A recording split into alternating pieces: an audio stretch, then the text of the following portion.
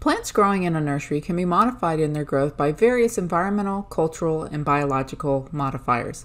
These modifiers may have either a positive or negative effect upon the plant growth.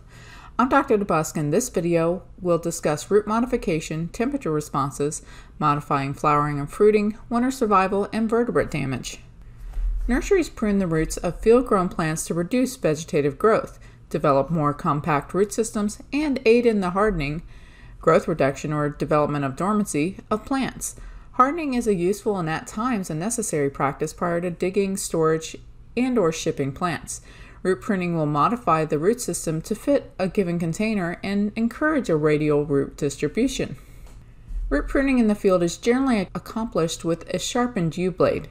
The blade is attached to a high-powered tractor and either pushed or pulled at the appropriate soil depth to prune the roots. Roots can also be modified by planting method, fertilizer placement, trickle irrigation, and the use of a root barrier such as woven plastic fabric, fabric treated with herbicide, air, water, and copper screens. Roots can be modified in container-grown plants by the use of specially designed containers with various shapes and patterns of air holes. Copper also reduces the growth of roots, so you can coat the inside of the container with spin-out, which contains copper in a latex paint, or by using root-right plastic containers which have a copper salt in the plastic. Plants grown in round, smooth surface containers will develop encircling root systems. Several innovative container designs have been developed to combat this problem. Growers can choose square containers or containers that are ridged on the inner surface, which redirect root growth. The method of planting can dramatically modify the root system of nursery-grown trees. At the time of planting, it is essential that the roots of bare root plants be carefully positioned to ensure uniform radial distribution. When bare root trees and shrubs are hand-planted, the roots are generally well distributed. In other situations, if the roots are dragged in planting, the plant develops an unacceptable root system. Trees with either a uni or bilateral root system do not develop good anchorage in the soil, will be difficult to transplant with a balled and burlapped root system, and will blow over fairly easily in windstorms. Aeration and the addition of various soil amendments can modify root systems. Aerating compacted soils will often result in improved root growth. Incorporating organic matter and slow-release fertilizers into the soil about the roots can greatly influence their development. Trickle irrigation is effective in modifying the root system of plants growing in field production nurseries. An examination of roots of a number of species of trees grown under trickle irrigation showed that the trees produce larger and more fibrous roots. In the mid-1980s, a method of growing plants in the ground in fabric containers was introduced to the nursery industry. These containers are cylindrical with sides of strong non-woven black geotextile polypropylene fabric through which water and nutrients filter freely. Early research with these fabric containers indicated that trees produce a more compact, fibrous root system. Following transplanting, in full leaf, the trees did not wilt and established new roots faster than trees produced and harvested by standard nursery techniques. When carbohydrate levels in the roots were tested, the levels were always higher on those trees that had been produced in fabric containers, which may be an advantage for bag-grown trees following transplanting.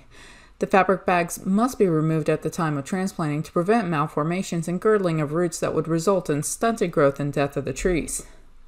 The temperature of the root medium can also modify the growth of roots, especially those growing in containers. For most plants, the optimum temperature range for root growth is 60 to 80 degrees Fahrenheit. Both low and high temperatures can result in injury or death of roots. Heat stress of the root system can result in reduced growth rates, leaf chlorosis and wilting, abnormal branching habit, and reduced flower number and quality. These high temperature effects can be reduced to some degree by using fiber or papier-mâché type containers that are poor conductors of heat, or by using light colored containers, white or yellow, that will reflect some of the solar energy. Sunscreens can also be used to shield containers from solar radiation, and midday irrigation will reduce media temperature and can be effective in reducing heat stress of roots. Modifying flowering and fruiting varies with the objective of growers.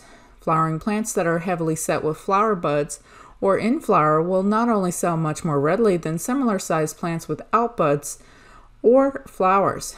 Producing bougainvillea in undersized containers as well as withholding nitrogen fertilizer while supplying potassium and magnesium have been found to stimulate flowering. Varieties of fruit trees grafted on dwarfing understock will produce early flowering and larger fruit as well as reduce the size of the tree.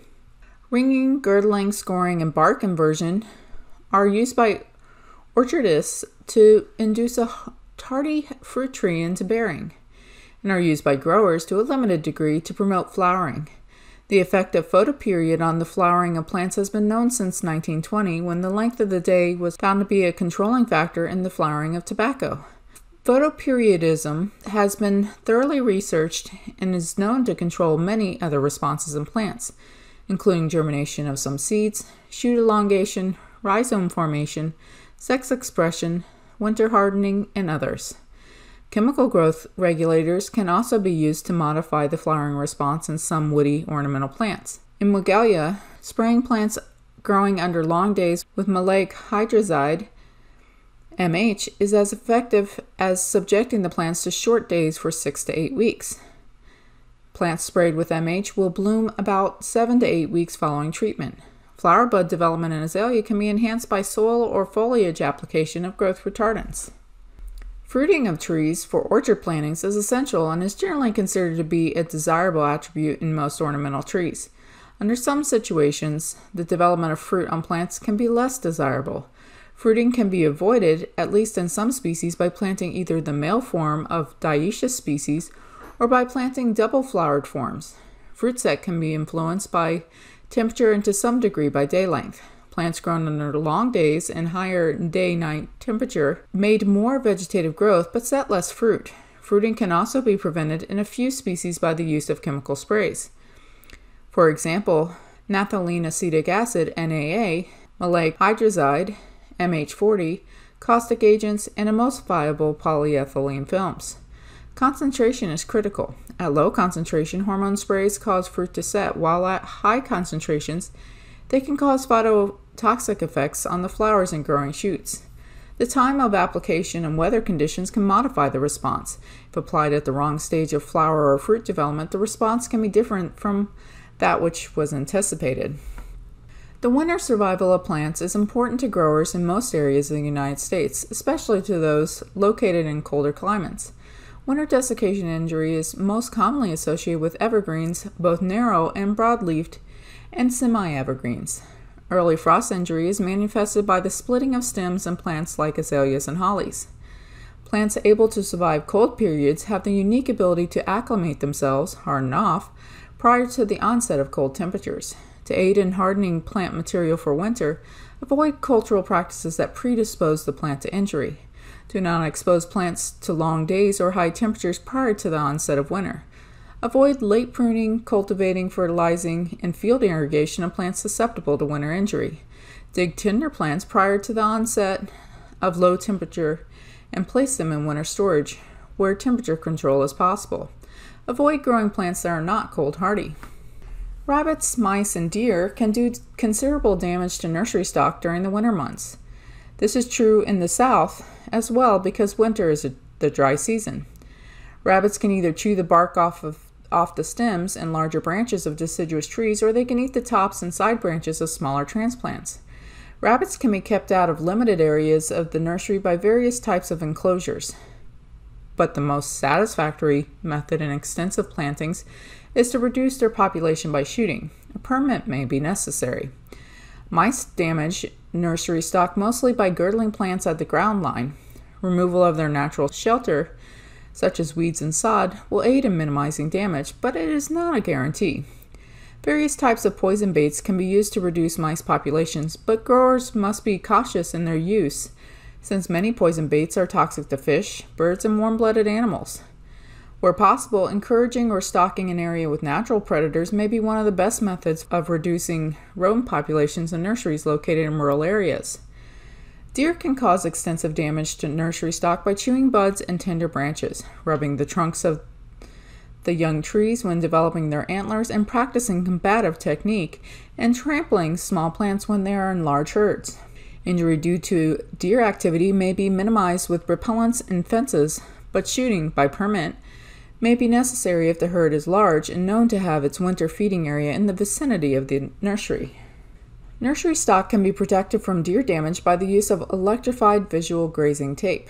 The fence acts as a psychological barrier because the deer do not like being shocked by the electricity. The tape is a yellow or white polyethylene ribbon with strands of stainless steel through it that carries 3,000 to 7,000 volts of low amperage. The fence should be baited every 2 weeks with peanut butter to attract the deer to the tape, and the voltage checked every 2 to 3 days to ensure that it has not become grounded. Another method of deer control that has proven to be effective for some growers is the use of diversion-feeding stations. The stations, well stocked with shelled corn, are set up around the perimeter of the area to be protected, preferably in a wooded area or open meadow. However, feeding may dramatically increase the population of deer, requiring more feeding stations in subsequent years. Growers must take steps to minimize the depredation of deer and rodents prior to critical damage periods. One of the best methods to avoid deer damage is to locate the nursery away from the cover of woods that shelter deer populations. Another alternative is to avoid planting those species of trees and shrubs that deer prefer for browsing close to wooded areas. In conclusion, hopefully you learned additional ways to modify plants for production, including root modification through pruning and root pruning containers, modifying temperature, modifying flowering and fruiting, protecting plants in the winter, and reducing vertebrate damage.